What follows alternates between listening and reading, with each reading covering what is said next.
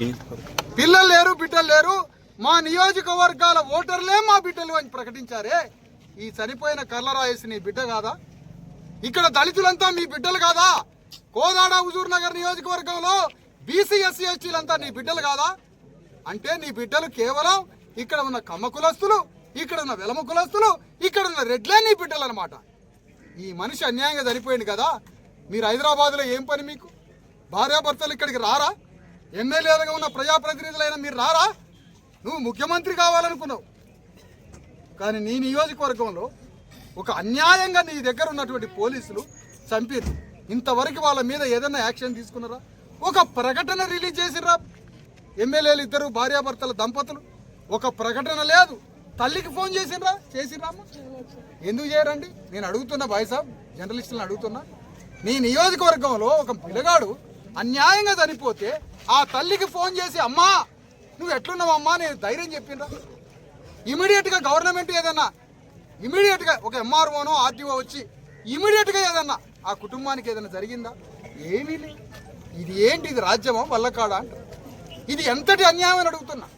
ఈ తల్లిని పెట్టుకున్నానయ్యా పక్కన, ఆ కర్లరాజేష్ బంధువులందరినీ పక్కన పెట్టుకున్నా, కాలనీ వాళ్ళందరినీ పక్కన పెట్టుకున్నా, జిల్లాలలో ఉన్నటువంటి నలుమూలల నుంచి వచ్చినటువంటి మరి దళిత కార్యకర్తలు, మాదిగ కార్యకర్తలు, బీసీ ఎస్సీ ఎస్టీలు అందరినీ తీసుకొని ఈ అన్యాయాన్ని ప్రకటిస్తున్నా. రాష్ట్రం ముందు, రాజ్యం ముందు, రేవంత్ రెడ్డి ముందు ప్రకటిస్తున్నాం. అర్జెంటుగా మర్డర్ కేసు నమోదు చేసి అట్రాసిటీ యాక్ట్ నమోదు చేయండి, వాళ్ళకి నష్టపరిహారం చెల్లించండి, ఇమీడియట్గా ఈ కేసు నమోదు చేయాలని కోరుతున్నాం. ఇది జరగకపోతే ఈ శవాన్ని పెట్టుకొని ఎన్ని రోజులైనా ఇక్కడ కూర్చుంటాం. నేను రోడ్డు మీదకి పోలేదయ్యా, జర్నలిస్ట్కి చెప్తున్నా. నేను రోడ్డు మీదకి పోలే, లా అండ్ ఆర్డర్ డిస్టర్బెన్స్ చేయలే, ఎవరిని డిస్టర్బెన్స్ చేయలే. పోలీసులు ప్రశాంతంగా మీరు ఆడ కూర్చోండి అన్న. నేను రోడ్డు మీదకి పోతే హింస జరిగే పరిస్థితి తీసుకొచ్చారు అక్కడ. అందుకని నేనే విత్డ్రా చేసుకొని ఇక్కడ కూర్చోను. ఎన్ని రోజులైనా మేము ఇక్కడే కూర్చుంటాం. అవసరమైతే కోదాడ పట్టణాన్ని కూడా బంద్ చేస్తాం త్వరలో.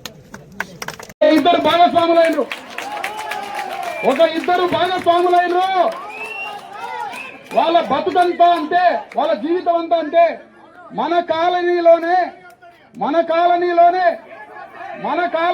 ఇద్దరు పోలీసుల పక్షాన ఉన్నారమ్మా. నాకు తెలుసు వాళ్ళు ఎవరో.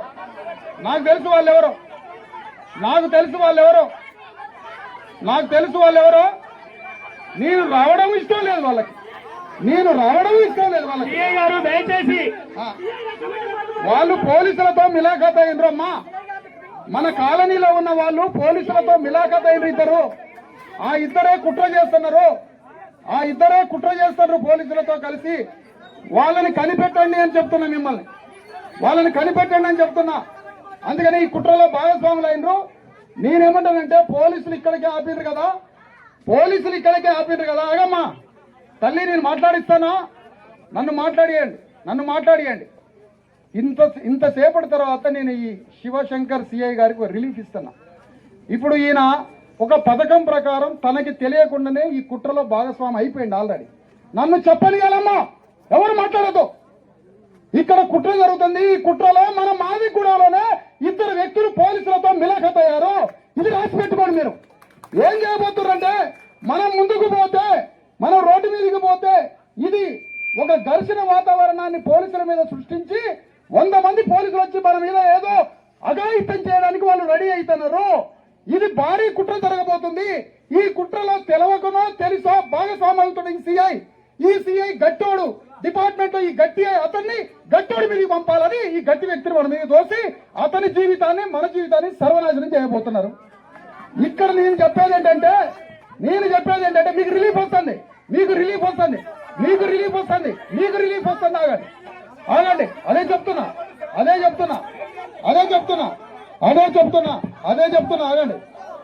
చెప్తున్నా. ఆగమ్మా, ఆగు తల్లి. అదే చెప్తున్నా. నువ్వు నన్ను ముందుకు పోనీయట్లే. ముందుకు పోనిస్తే మీరు 200-300 మంది పోలీసులు మా మీద భయంకరమైన కుట్రతో ఇద్దరు మాదిగల్ని కలుపుకొని దాడి చేయడానికి ప్రయత్నిస్తున్నారు. కాబట్టి నేను ఆ నష్టం మన జాతికి చేయదలుచుకోలే. ఎన్ని రోజులైనా శవాన్ని పెట్టుకొని ఇక్కడే ఉంటాం. ఎన్ని రోజులైనా అమ్మా వచ్చిన వాళ్ళకంత అన్నం పెట్టండి అమ్మా వండి. ఇక్కడే శవాన్ని పెట్టుకొని ఎన్ని రోజులైనా ఇక్కడే ఉంటాం. ఏం జరుగుతుందో చూద్దాం. వినాలి.